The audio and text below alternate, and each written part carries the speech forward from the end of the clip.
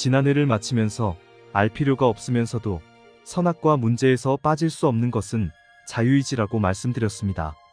자유의지에 대해 알 필요가 없는 것은 자유의지가 선악과를 두신 하나님의 목적과 관계가 없기 때문이요. 선악과 문제에서 자유의지가 빠질 수 없는 것은 본 영상 중반부에서 언급하는 대로 종교, 윤리, 그리고 법, 과학 등 현대 사회를 이끄는 주요 분야에서 자유의지를 중요하게 다루고 있기 때문입니다.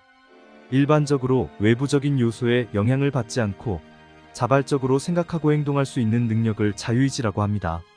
자유의지와 같이 자유가 다른 명사와 함께 어울려 복합명사가 될 때 자유는 빈사로서 주사인 의지의 성질을 규정하고 의지는 자유의 주사로서 자유를 행사하는 주체가 됩니다.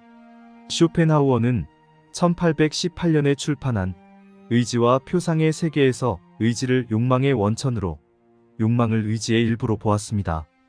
인간의 욕망은 인간의 의지에서 나오고 인간의 의지력은 인간의 욕망을 향해 작용합니다.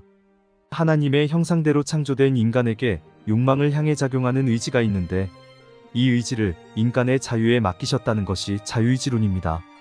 인간에게 그것 없으면 삶의 의미를 잃어버리는 것이 자유일까요? 자유의지일까요? 의지의 방향을 결정하는 욕망이나 의지는 누구에게나 있는 것입니다. 노예에게도 욕망을 이루려는 의지가 있고 심지어 새나 짐승에게도 욕망을 향해 머리를 드는 나름대로의 의지가 있습니다. 인간이 그것 없으면 삶의 의미를 잃는 것이 자유일까요? 욕망을 실현하고자 하는 인간의 의지일까요? 단테가 그의 스승인 베르길리우스에게 하나님이 인간으로 하여금 인간 자신을 기쁘게 하는 것, 즉 권세, 명예, 돈, 행복, 사랑, 음식들을 추구하도록 만들었다면 그것이 어떻게 인간의 죄냐? 그건 하나님 탓이다고 말할 때 베르길리우스가 대답합니다. 인간은 원초적인 욕구를 만족시키는 능력과 선악을 구별할 수 있는 능력도 함께 타고나는데 이것이 바로 자유의지다. 정말 하나님께서 선악을 구별하는 능력을 인간에게 주시고 선을 택하든지 악을 택하든지 그 선택권을 인간의 자유에 맡기셨을까요? 칸트는 그의 책 윤리형 이상학정초에서 자유의지란 자신을 자발적으로 도덕법칙 아래 놓는 의지이다라고 정의했습니다. 정말 하나님께서 인간에게 주신 것이 인간이 자발적으로 도덕법칙을 지키려는 의지일까요?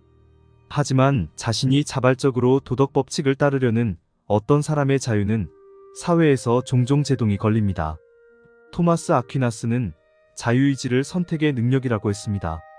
과연 하나님께서 인간에게 주신 것이 선택의 능력일까요? 루소는 사회계약론에서 자연인은 자유의 주체로서 자유의지를 보유하고 있다는 점에서 다른 동물들과 구별된다고 말했습니다. 이 말은 자유의 주체인 자유의지가 없으면 인간은 자연인이 아니라 노예라는 말입니다. 단테의 신곡 천국편에서 베아트리체가 단테에게 말합니다. 그분의 덕성에 제일 부합된 데다가 무엇보다도 더 값지게 여기셨던 가장 큰 선물이 곧 자유의지였는데 이것은 온갖 지성적 피조물들에게 한꺼번에든 따로따로든 주어졌던 것이며 또 주어지고 있는 것이라오. 정말 하나님께서 지성적 피조물인 인간에게 주신 가장 큰 선물이 자유의지일까요? 밀튼의 신라건 5편에서 라파엘이 아담에게 말합니다. 하나님은 그대를 완전하게 만드셨으되 불변하게 만든 것은 아니다. 선하게 만드셨으되 지켜나가는 것은 그대의 힘에 맡기셨다. 즉 그대의 의지를 본래 자유롭도록 정하셨다. 정말 하나님께서 인간을 선하게 만드시고 그것을 스스로의 힘으로 지키도록 자유의지를 주셨을까요? 짐승도 이것이 먹고 싶으면 이것을, 저것이 먹고 싶으면 저것을 먹고자 하는 욕망을 향한 의지의 자유가 있습니다. 욕망을 향한 의지의 자유를 빼앗기지 않으려는 짐승은 인간을 피해 깊은 산속으로 들어가 스스로 먹이를 해결하고 의지의 자유를 인간에게 맡기고도 불편하지 않은 짐승은 집짐승이 되어 인간이 주는 먹이로 살아갑니다. 정말 하나님께서 인간에게 욕망을 향한 의지를 주시고 스스로의 힘으로 살아가게 하셨을까요? 만일 하나님께서 욕망을 향한 의지의 사용권을 인간에게 주셨다면 인간이 부여받은 의지를 사용하여 선악과를 따먹은 것은 잘못이 아닙니다. 정말 하나님께서 인간에게 주신 것이 자유의지일까요? 국어 사전에 의하면 자유란 외부적인 구속이나 무엇에 얽매이지 아니하고 자기 마음대로 할 수 있는 상태로서 법적으로는 법률의 범위 안에서 남에게 구속되지 아니하고 자기 마음대로 하는 행위입니다. 그리고 의지란 어떠한 일을 이루고자 하는 마음으로서 심리학적으로는 선택이나 행위의 결정에 대한 개인적 내적 역량이요. 철학적으로는 어떠한 목적을 실현하기 위하여 의식적인 행동을 하게 하는 내적 욕구입니다. 그리고 자유의지는 외부의 제약이나 구속을 받지 아니하고 어떤 목적을 스스로 세우고 실행할 수 있는 의지입니다. 이와 같은 상식에 따라 자유의지를 풀이해보면 무엇에 얽매이지 아니하고 자유롭고자 하는 사람은 의지가 약하거나 없는 사람이요. 흔들림 없는 의지를 가진 사람은 자유가 제약받는 사람입니다.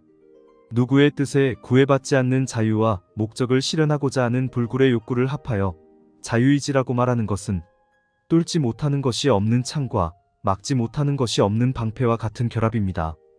국어사전의 뜻으로 볼 때, 다시 말하면 상식적으로 생각할 때 자유와 의지는 어깨동무하고 가는 사이가 아닙니다.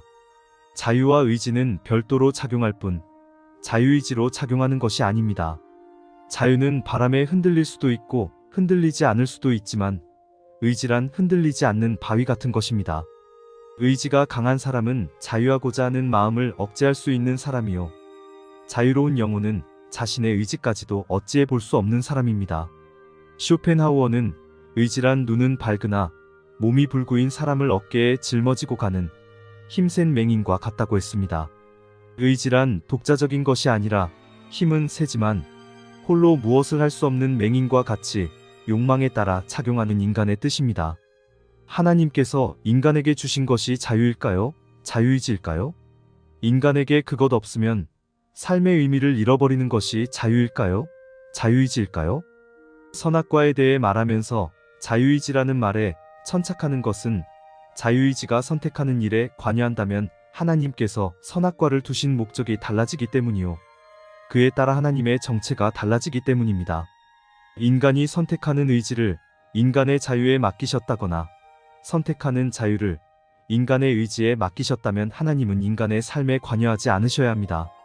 하나님께서 처음 사람에게 자유의지를 주시고 그들의 삶에 관여하지 않으시려 하셨을까요? 아니면 살맛나는 삶을 위해 자유를 주시고 자유가 남용되지 않도록 파수꾼을 두셨을까요? 선악과를 먹지 말라는 명령은 인간에게 자유를 주시되 자유를 인간의 의지에 따라 사용하지 말고 하나님의 말씀을 들으며 살라는 명령이었습니다. 쾌락을 제공하며 유혹하려는 메피스토펠레스에게 파우스트가 말합니다. 가련한 사탄 주제에 뭘 누리게 해주겠다는 건가? 내가 자네의 알랑거리는 거짓말에 속아 넘어가고 쾌락에 넘어간다면 그것은 내 마지막일세. 우리 내기해 보세. 메피스토펠레스가 좋다고 하자 파우스트가 당장 계약을 맺자고 하면서 순간이여 멈추어라. 정말 아름답구나라고 내가 말하면 자네는 날 마음대로 할 수 있네라고 말합니다. 그렇게 시작한 파우스트는 마지막 장에 이르러 자유로운 땅에서 자유로운 사람들을 보면서 파우스트가 말합니다. 순간아 멈추어라. 정말 아름답구나. 이 지상에서 보낸 내 삶의 흔적이 영원히 사라지지 않을 걸세. 그런 드높은 행복을 미리 맛보며 나는 지금 최고의 순간을 즐기노라.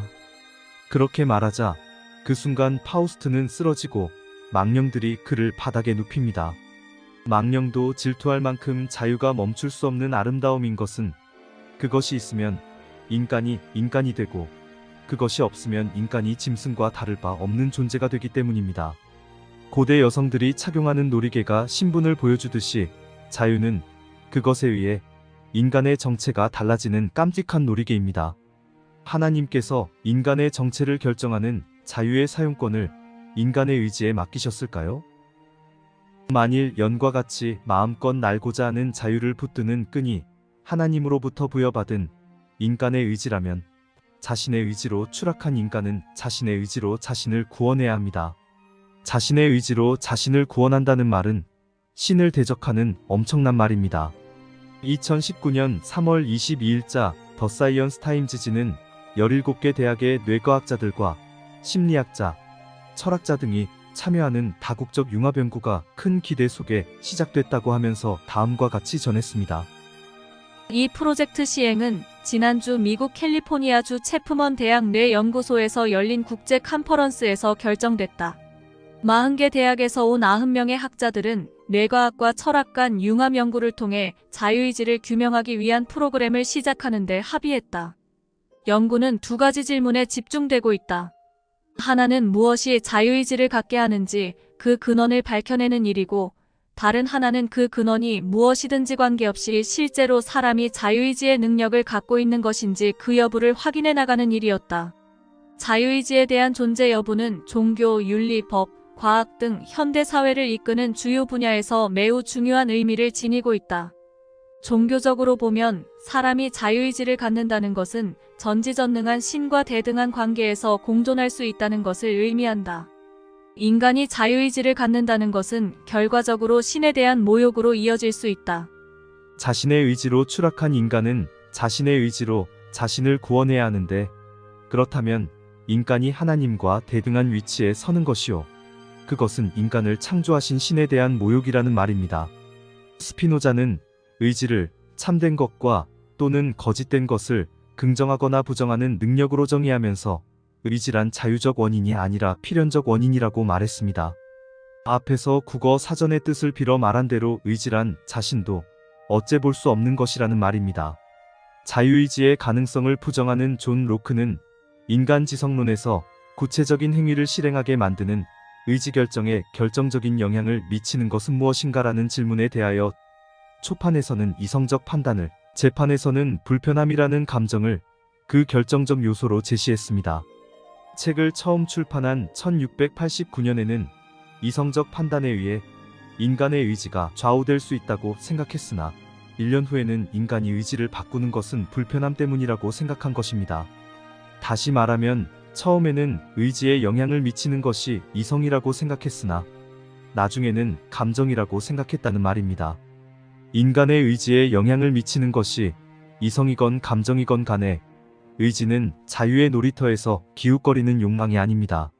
이렇게 자유의지라는 말이 스피노자나 로크 등 많은 사상가들에 의해 비판을 받음에도 불구하고 기독교 사상가들과 많은 철학자들 사이에서 여전히 자유의지라는 말이 사용되고 있는 것은 하나님께서 동산 중앙에 선악과를 두신 목적을 오해하기 때문입니다. 하나님께서 두 나무를 두시고 생명과를 먹을래? 선악과를 먹을래 하고 물으셨다면 아담과 하와는 그들의 자유로운 의지로 둘 중에 하나를 결정해야 하니 하나님께서 아담과 하와에게 주신 것이 자유의지라고 말할 수도 있습니다.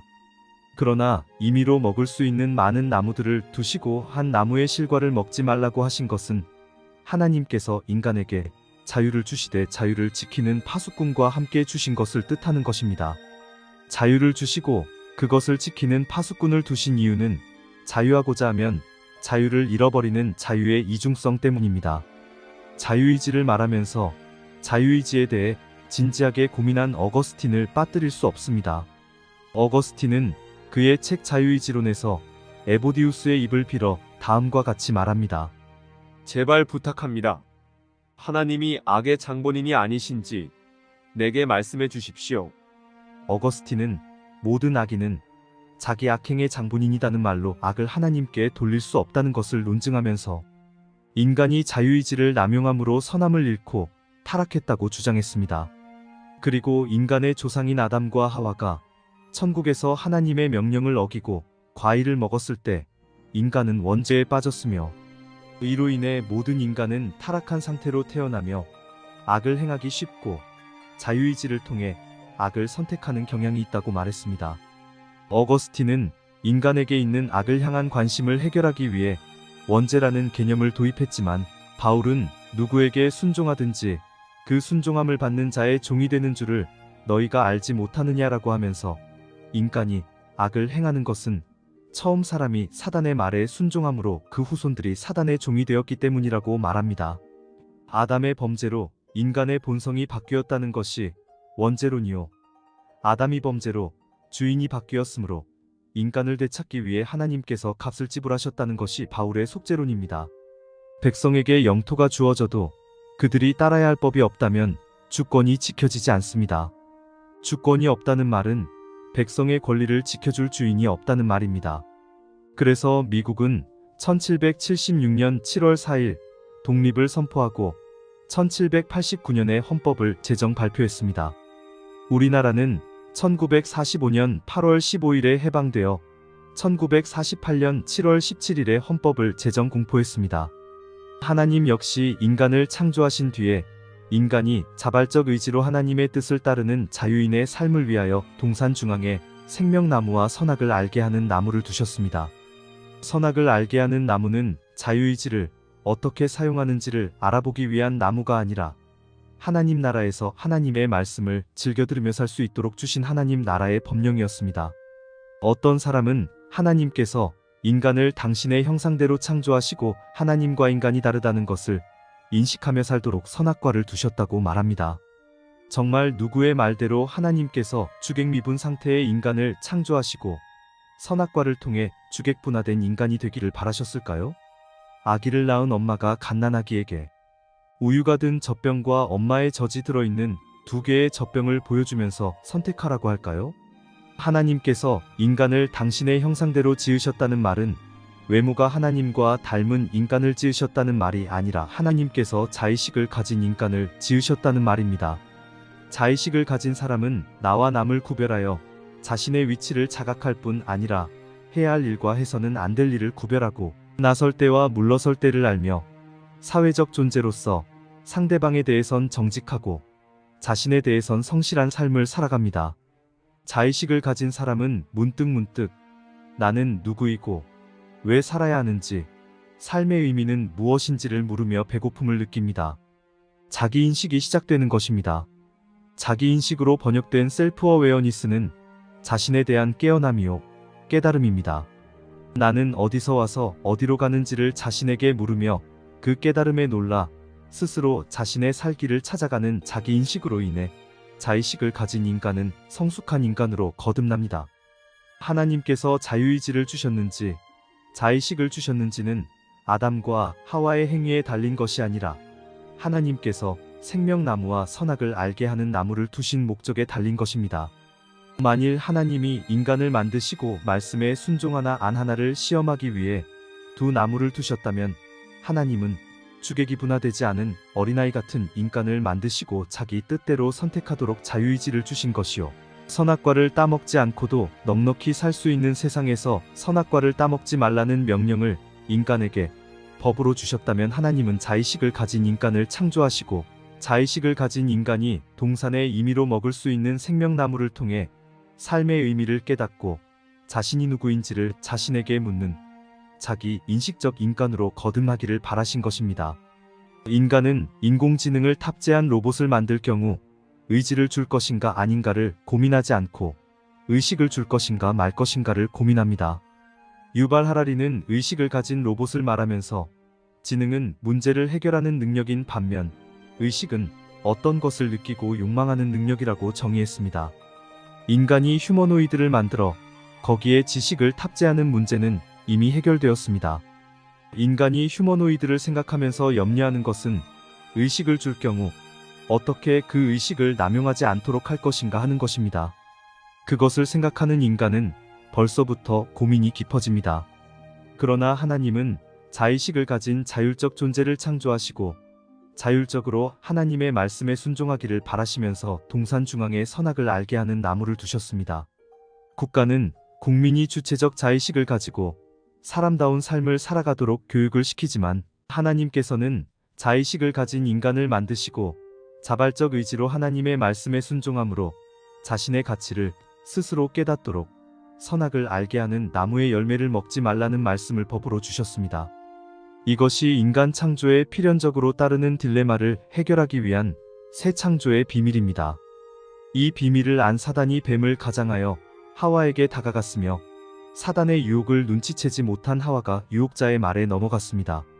그러나 그렇게 될 것을 아신 하나님께서 사단을 향해 내가 너로 여자와 원수가 되게 하고 너의 후손도 여자의 후손과 원수가 되게 하리니 여자의 후손은 내 머리를 상하게 할 것이요 너는 그의 발꿈치를 상하게 할 것이니라며 구속의 계획을 발표하셨습니다. 하나님이 전지전능하신 것은 하나님이 슈퍼맨 같은 분이어서가 아닙니다. 인간은 문제가 생기면 그 문제를 해결하느라 허겁지겁 당황하지만 하나님은 당신의 문제를 창세 전에 스스로 파악하시고 그 문제를 해결하시기 위해 창세 전에 세운 계획을 실행하신 전지전능하신 분입니다.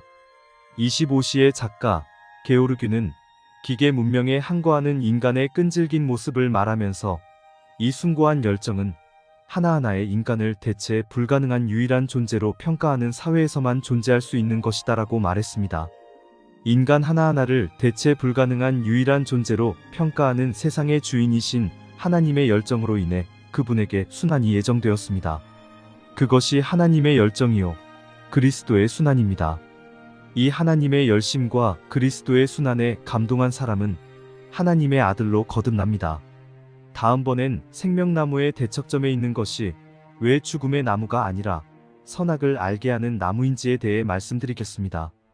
배경 영상을 제공해주신 이문성님에게 특별히 감사의 말씀을 전합니다.